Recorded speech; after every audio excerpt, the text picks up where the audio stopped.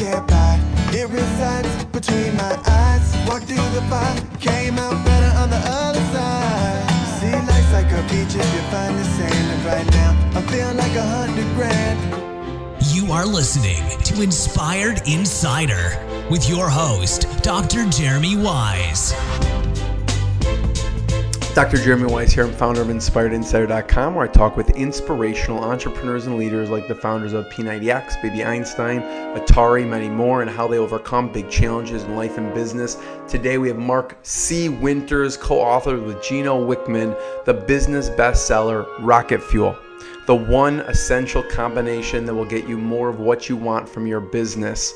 He's been a leader and entrepreneur for over 25 years and has worked with companies ranging from multi-billion-dollar enterprises like Procter & Gamble and British Petroleum to raw startups originally drawn up on a napkin. I love the word raw startups. Mark, thanks for joining me.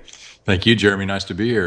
So, Mark, I always ask, since it's Inspired Insider, what's been the lowest point in business for you and how you push through? So, the lowest point I can remember, that one when we shut down Cyber Explorer, that was that was a pretty low point. And the thing that pushed me through that was really I was learning a lot. So I was very optimistic, and even though it felt like the walls were crumbling down around me, I had gotten a tremendous amount from that experience, and I just had this feeling inside that that learning, that knowledge was going to help me do that next thing, help me not make those same mistakes in the past, but actually open up more doors, more pathways, more opportunities for me to explore and kind of build on in the future. And so I think that future view, not the just kind of stuck in the now or the looking back and thinking about what could have been, but just look at all the nuggets I picked up, all the gold I picked up in the process. I don't remember, getting the dark cloud that I logically, rationally should have maybe had at that point in time. So right after that happened, were you just right back thinking of what else you should do, or did you need a little time? Yeah, so the way it happened, I literally was in operation mode for how to sell all that stuff. So we had the logistics of this big internet online auction. Yeah. And do you still have pictures of the space? Yeah, it was cool. I want to post one on the bottom of this if you have them. I'll see if I can find one. I'll see if I can find. Somewhere there's videos of the like VHS probably. Yeah, probably. I don't know if they're still. They may have melted by now. But where the news crew would come through and do an interview of me or whatever on site. So there's some of that footage out there. But yeah, so I was busy. I was never kind of stalled for something to do. So I was busy in great. How do we wind this down and go through that? And then I quickly. It was very, very short time gap before I was in that entrepreneur in residence role with Amoco. So it's like almost immediately I went from, when we landed that one to boom, I was on into the next thing. And it was a nice blend for my transition because it kind of, for my wife's benefit, it had the security of, okay, he's got a job, but it had the, feed my entrepreneurial appetite kind of nature too. So that was a pretty rare and special opportunity that I got to do that. Yeah. So on the flip side, what's been one of the proudest business moments? One of the proudest business moments. So there's been a lot of those. You can say more than one if you want. Well, I'll tell you, one of the coolest ones was, that the prediction analytics business, when we sold that. Yeah. So the way that deal went down, I told you it took a really long time to do it, and it was supposed to close on a certain date, and I had a vacation scheduled to take my kids to Disney World on the other side of that date. Well, it ends up dragging out. Big surprise. It takes longer. And so we literally end up, I'm at Disney World trying to finalize this deal. I'll never forget, the kids are on the Dumbo ride going around and around, and I've got my cell phone up to my ear, my finger in the other ear, and I'm bent over a park bench trying to work out the final details on a like a 401k plan transitioning because the hurricane came in and all the documents got blown away, something crazy like that. But it finally closed. And so about halfway through the week, I'm sitting in the hotel room in bed with my wife. I've got my laptop open, and I see the money move into the account. And I know it's done. And it's all done. All that work, all that build up, the creation of value, the finally closing the deal, and it happened. So everybody won that was involved in that. The whole team won. And then I was able to just shut the computer, turn off the phone, put that stuff all away. Didn't answer the phone for the rest of the time. So that felt really great. So how do you celebrate that once that happens? What do you do? Yeah. Well, the celebration there was with the family, and then we had another celebration when we got back to town and could be together with the team. Love that. Yeah. A lot of hard work, long nights, I'm sure. That's right. I mean, and some of the things that our team did, were just absolutely insane. The coming back from, what looked like the thing that would put us out of business countless times. I mean, not countless, but, maybe 6 or 7 times you'd think, wow, that thing, that could kill us. And then they would figure out a way. The team would figure out some kind of, way, just kind of out of nowhere to navigate the maze. And we'd come out the other side and keep going. And those moments are really proud. Really proud. So how long of hours were you working at the time? Because it seems like some crazy technology, even now, back then. Yeah. So the crazy thing, Jeremy, is my fuel used to be Diet Coke and peanut M&Ms. Really? Oh, yeah.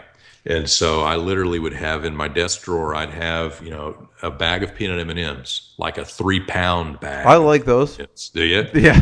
And I would be I'd drink a 12-pack or more of Diet Coke a day. Wow. Holy cow. I would go for, 24, 48-hour runs. I mean, just stretches without sleep. So I would just go. Are you serious? Holy moly. And so, that's just sort of back then, and I'm not that way anymore by, intent. But I was kind of a sprinter, right? So I would go until I hit the wall, and boom, then I would crash, and I'd have to kind of recover and then come back, and I would just push and push and push and push and push. And I could do that over, kind of a meta arc. And, that was just all kind of part of the startup routine. Yeah. So now, I don't do that. Now I don't pull all-nighters. Now I don't live on M&Ms and Diet Coke, thankfully. How'd you even survive on that? Yeah, it was crazy. It was weird. I would lose weight too. Figure that one out. I would drink Diet Coke and peanut M&Ms by the pound and lose weight in the process. Maybe it's a new diet. Yeah, I mean it's the Mark totally C. insane. Winters diet. Yeah, forget paleo. Just drink Diet Coke and peanut M&Ms. The problem with drinking that much Diet Coke, though, is you can't stop, or you'll have the headache of all headaches. Really? Oh, the caffeine withdrawals are brutal from that. Wow. So what about mentors? Yeah. Who have been some of your mentors and some great advice? So early on, when I was in the Procter & Gamble Army, I had a great mentor that he was a Marine Corps major. He got actually, when he's coming out of college at Wake Forest, he was drafted by the Pittsburgh Steelers to play football. Yeah. He was drafted by the Pittsburgh Pirates to play baseball, and he was drafted by the U.S. Marine Corps to go to Vietnam. And so that's where he went. And wow. He was one of my managers at Procter & Gamble, and he just taught me a lot about leadership and how to work in a team, how to navigate kind of the different agendas that other people can have in business, and just I think a lot of wisdom when I was really young for kind of thinking further down the road. So that's one of them. The guy that was my partner in the prediction analyst, the rocket scientist, he was a mentor in a lot of ways, and a lot of wisdom in different things that he told me through the years. And just again on how to deal with people, how to think bigger, and really see the future and look at the landscape for what's next. Gino, he's been a fantastic mentor. Gino, I give a tremendous amount of credit for allowing me to kind of get out of the kind of that startup full on dial turn to 11 all the time mode to more of a mode where I have way more control over how I spend my time and the percentage of my time that I spend in my unique ability, that LCD that I talked about before. Yeah.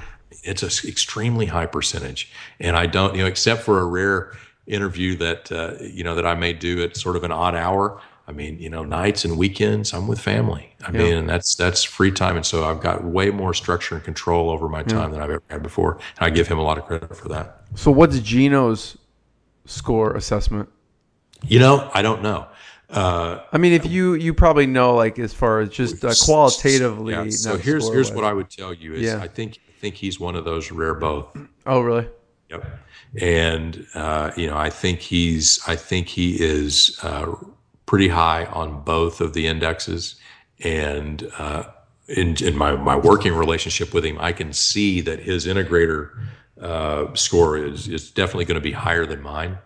But the visionary conversations, the conversations that he and I get to have like that they're extremely fun. And we both get a lot of energy out of that. So in fact, we were in your town last week. Oh yeah. Okay. And got to spend a little time, one night, kind of playing future and thinking out on the horizon. And it was just fantastic. Yeah. Fantastic. So I have one last question, Mark. Thank you so much for your time on this. This is very valuable. Before I ask it, where can we point people towards? I know you mentioned rocketfuelnow.com. They can check it out on Amazon, Rocket Fuel, and Audible. Anywhere else that we should point people towards to check out? Yeah, so for the book, it's available everywhere. Yeah. And check out the Audible edition for sure. If you want to track any information down on Rocket Fuel, rocketfuelnow.com is the place. There's a Rocket Fuel channel on YouTube. You're going to be able to get to that through the website. There's a lot of good 3-minute videos that you do. I try to put out a 3-minute video every week that basically is it's triggered by questions we're getting from the community. So we have a private group. So folks that own the book that want to talk to each other, there's really interesting conversations going on in that private group. We actually have people posting. This is interesting, Jeremy. So they're starting to match up, right? So we'll have integrators that come in there and they sort of raise their hand and say, hey, I'm an integrator looking for a visionary. We have visionaries going, hey, I'm a visionary looking for an integrator. And we are actually having matches made inside that community, which is fascinating to me. What are they looking for? Just to start a company? What?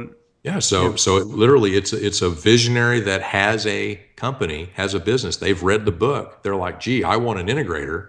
So they just use that group as a channel because there's all kinds of integrators in there and visionaries in there. They just use that as another part of their connection process to try and put the word out and see if they can find somebody there that's going to be their match. Yeah. So there's two things to end on, Mark. One, I need to hear the future, what you see, what you're up to, what, if I can be a fly on the wall in you and Gino's conversation. But the second thing is I want you to talk about first is the influence. Your dad has a really interesting story and influence on you. Can you talk a little about what he did and his influence?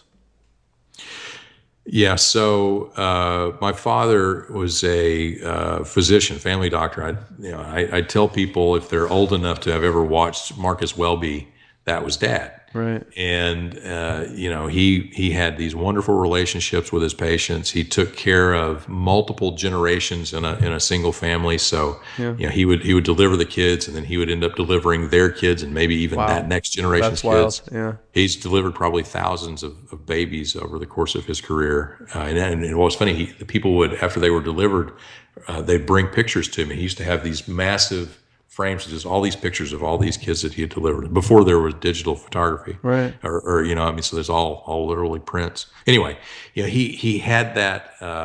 He's a caregiver, and so he had this deep relationship with his patients, and medicine has changed, healthcare has changed, and so fast forward to my older brother who's a physician, and the world that he's got to live in is a much more transaction-oriented world, right? So he doesn't have those kinds of long-term relationships. The landscape doesn't allow for it. Yeah. And so the pressure in healthcare away from that, it creates this really really kind of funky dynamic. And so I look at the healthcare landscape, having grown up with what it used to be like, and then I look at what it's like today, and I find it extremely frustrating as a user.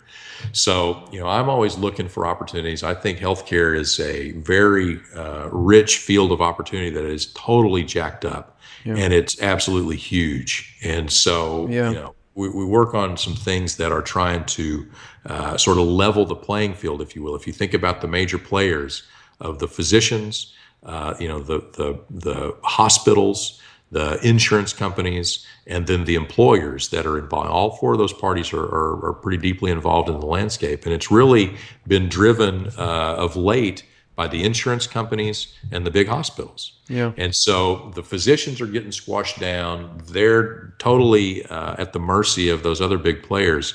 And so, we're exploring solutions that put them back in control of that. They touch the majority of the money that flows through the system.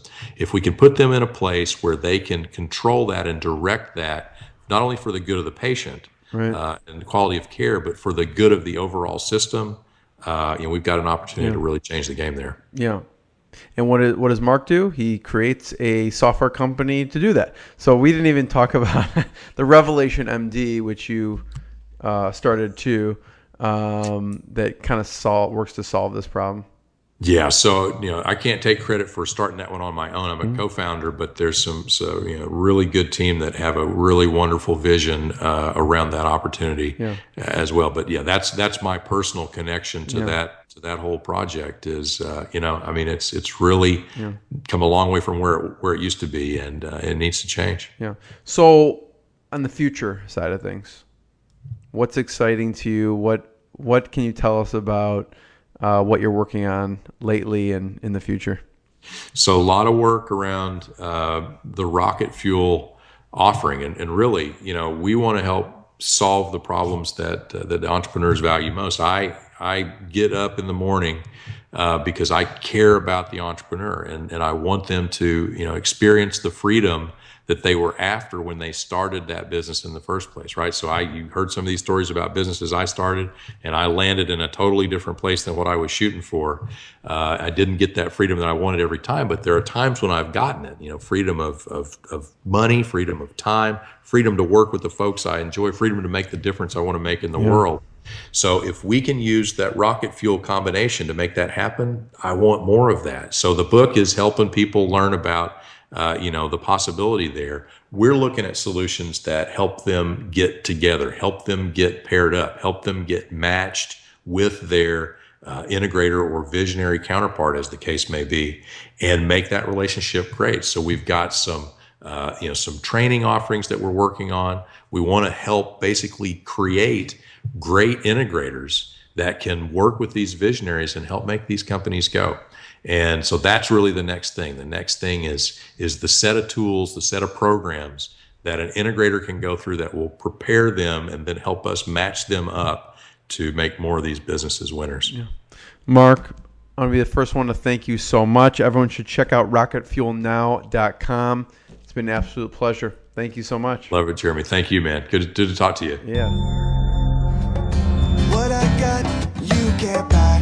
It resides between my eyes. Walked through the fire, came out better on the other side. See, life's like a beach if you find the sand. And right now, I feel like $100 grand.